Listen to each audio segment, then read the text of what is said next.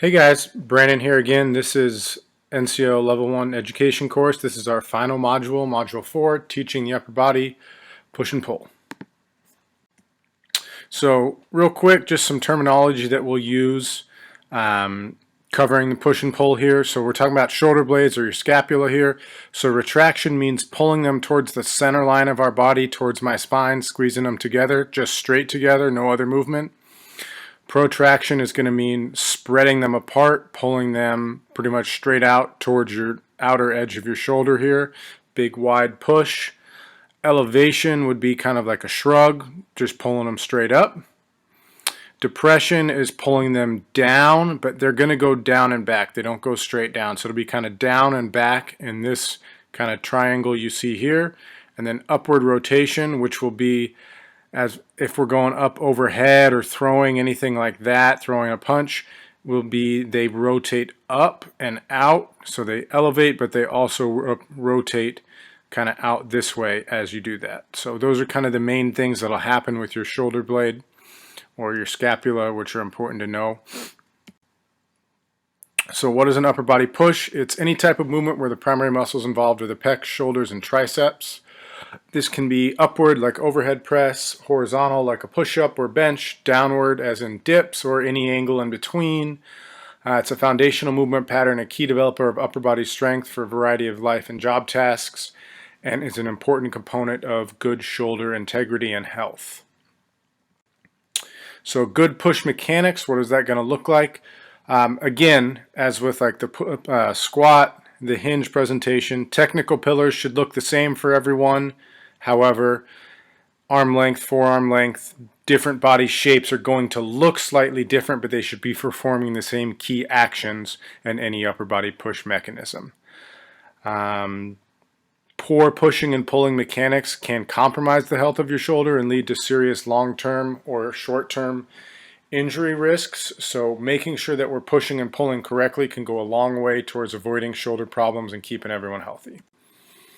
So starting at what should happen here in a press with our shoulder blades, make sure that we have proper positioning. We want to squeeze them together here on the way down, and then good retraction as we talked about at the beginning there as we come down. As we press, we want to protract them. This is a great image here. You see them pushed way out to the side. They're no longer in the middle here. What we don't want to see is this, where he's shrugging them up towards his ears. If we're pressing horizontally away from us, we should never get any kind of shrugging action. It should just be squeeze them together, then press them out.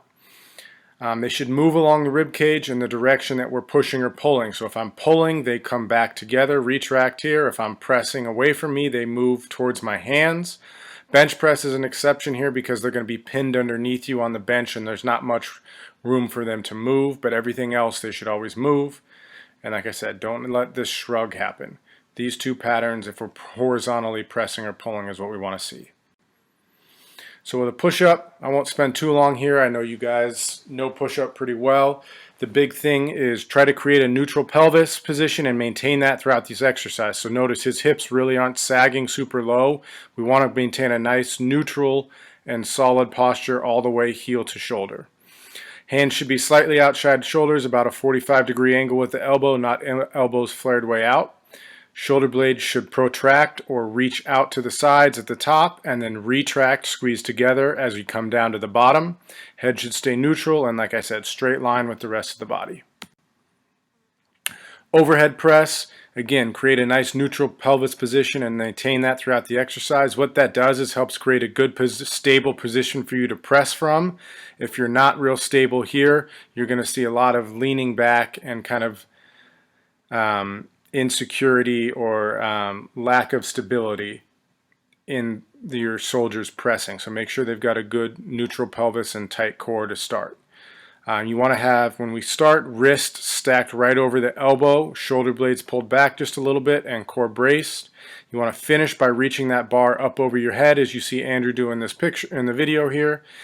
Notice when he finishes that your head should be between the arms with your ears in line with or even in front of your biceps. So you see he does a really good job. He's got great mobility. He can get him his ears in front of the bicep. Not everybody is going to be able to get there. That's okay, but at least try to get them even with it. And then notice the whole time his elbows stay stacked underneath his wrist. At no point is that bar laying back with his wrist extended, putting a lot of pressure on the wrist. Keep it stacked. Bench, we want to make sure we have good 5 points of contact. So head on the bench, upper back on the bench, hands on the bar, tailbone, butt on the bench, and then feet on the ground.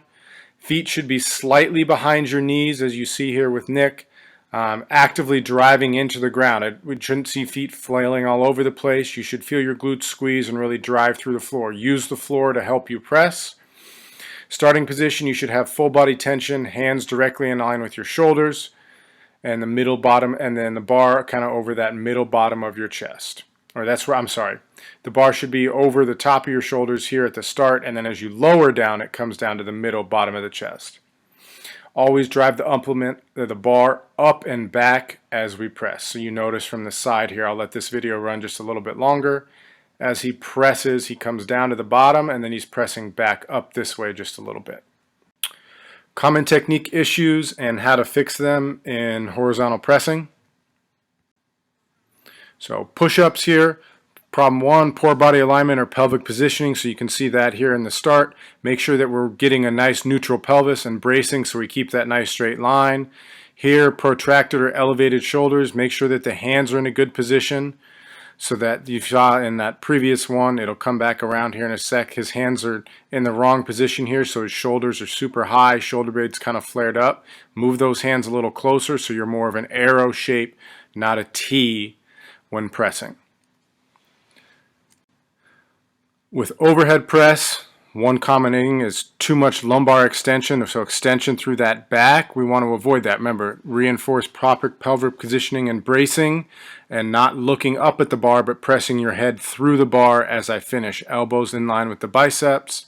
If the elbows are flaring out, have your soldiers adjust their grip to keep their elbows in front of their shoulders rather than too wide. Or if they're not reaching all the way through, finishing at the top, again, think about head through the window. With bench press, if the elbows are flaring too far out to the side, you see Nick showing that kind of error right there. Make sure that the shoulder blades are squeezed together in a good position. They should be retracted when we start, and then they're just going to stay there. Rotate your hand, kind of try to break the bar through the thumb a little bit to get a good position where those elbows don't roll out to the side. Make sure that your wrists aren't excessively extended. Kind of, you want to keep those knuckles on top of the bar. The bar shouldn't be sitting way back on the wrists. And then if the feet are lifting off the ground, as you just saw there, make sure that you are driving the feet into the ground, feet just underneath the knees. Really press hard. What is an upper body pull? So now we're going to go to upper body pulling. It's any type of movement where the primary muscles involved are the lats, shoulders, and biceps. Can be vertical like chin up or pull up as you see here, or horizontal, inverted row, or any kind of angle in between. It's a foundational movement pattern and a key developer of upper body strength for a variety of life and job tasks, and it's also going to be a very key component of proper shoulder health and integrity. So horizontal pulling, the most important things to look for here are that your shoulders start in a reached position so your shoulder blades are protracted. Okay, we want a nice long reach. That way we're training through a nice full range of motion, keeping our shoulder as healthy as possible. Make sure you have a straight line from either your heel to your head or your hip to your head, depending on what kind of movement you're doing. Shoulders should be pulled down and back and retracted and depressed as we row, and your rib cage should stay tucked. With vertical pulling, make sure that we're starting with shoulders again in a reach or dead hang position. You see Andrew start there. Pull the elbows down to your side as you pull up. You can see where his elbows finish. Shoulder blades should pinch down and back. So depression and retraction. You should squeeze those glutes and brace your abs to minimize leg sway as we go and have greater control. And then ideal finish position, you can see how high up Andrew is here. You want that, the bar should finish just below your collarbone. Inverted rowing, you want to create a straight line with your body, squeeze the glutes, step your rib cage over the hips. So again, nice straight line. Head should stay in a nice stacked neutral position. Notice that Nick's head's not laying way back. He's not tucked up looking down at his feet. Nice neutral position. And then at the top of the movement, hands should be in line with the top of your abdomen, bottom of your chest. Pretty much the bar should hit you on the chest, the same spot that it would do when you're doing bench press. It should hit kind of in the same exact spot. And then lastly here, single arm row. For this version, we want to make sure that we split our feet, perform a good hinge, keeping like back and spine nice and flat to get in position so that your torso is slightly above parallel. From here, kettlebell or dumbbell should be in the hand opposite to whichever leg is in front. So you see it's in his right hand with his left leg forward. Pull that weight by bringing your hand to the bottom of your rib cage, squeezing the shoulder blade down and back as you do so, and then allowing it to return to a dead hang before you start the next rep. So common technical issues here and how to fix them. For the inverted row, if your shoulders are kind of rolling forward as you see here, make sure that we're really squeezing the shoulder blades together and pulling them down as well, so retraction and depression. And then if it's still too hard, you can always raise the bar a little bit higher up the rack here to make it a little easier so we execute it properly to start, and then lower it as we get stronger. If we've got poor body alignment, make sure we're squeezing the glutes, bracing the abs so we're not bending at the waist. And then if elbows are flaring way out to the side, make sure we fix grip. Sometimes people have too narrow a grip and the only way to get up is to kind of flare those elbows out. So make sure it's wide enough to allow proper mechanics, but not so wide. You can see the grip issue here, but not so wide out that it's now kind of awkward to pull. Single arm row here. If the torso is too upright and they're not getting a full range of motion, make sure that we're hinging over far enough to allow that to happen. Torso should be just above parallel to the ground. If you've got a rounded torso, as you just saw before, make sure that where grip is adjusted, the elbow is down and is kind of dropped in front of the shoulder, and we have that nice flat back all the way down to the hip. If the stance is too wide or too narrow, you can see in this second picture here, he's far too narrow. Just spread those feet out. Remember, 70% of your weight on the front foot, 30% on the back. Chin up or pull-up errors you may see if the shoulders are shrugging at the top. So as we're pulling up, instead of pulling those shoulder blades down and back, the shoulder blades are kind of elevating towards the ear. Make sure that we're focusing on pulling them down and back rather than up towards the ears. If necessary, you can use a band or partner assist to make this a little easier. If we're not going all the way down, make sure that you're getting your shoulders to always return to a full hang at the start. Emphasize that. It's going to be harder. People might not be able to do as many reps as they claim they could otherwise, but it's more important to go full range of motion, and over time it's going to set you up to be a lot stronger and healthier in the long run. If necessary, you can use assistance to complete the prescribed number of reps if you struggle to do them correct, like for full range. And then lastly, with kipping, I know you say don't do it ever, but realistically it just puts a lot of strain on the shoulder, and there's no reason to really do it unless you're competing in like a CrossFit competition where you have to. But realistically, just don't do it, because it's going to put a lot of unnecessary strain on the shoulder, and it's not something that you guys would be allowed to do in any kind of school or military testing environment anyways. So just go ahead and skip that. So in summary here, there's a lot of smaller details that go into any pressing and pulling movement, as you guys see, that are extremely important. And most importantly, get the shoulder blade moving. It should move anytime I do any kind of press or pull. Don't leave it locked in one place. Let it move as it should.